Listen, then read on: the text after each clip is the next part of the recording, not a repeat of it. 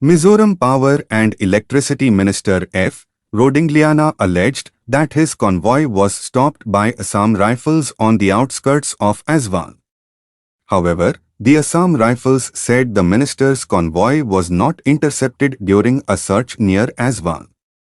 Mr. Rodingliana on Thursday, 17th October 2024, alleged that his convoy was stopped by Assam Rifles on the outskirts of Aizawl while he was returning from East Mizoram's Champhai district, which resulted in a heated argument. He said that the security force set up a barricade on the NH 54.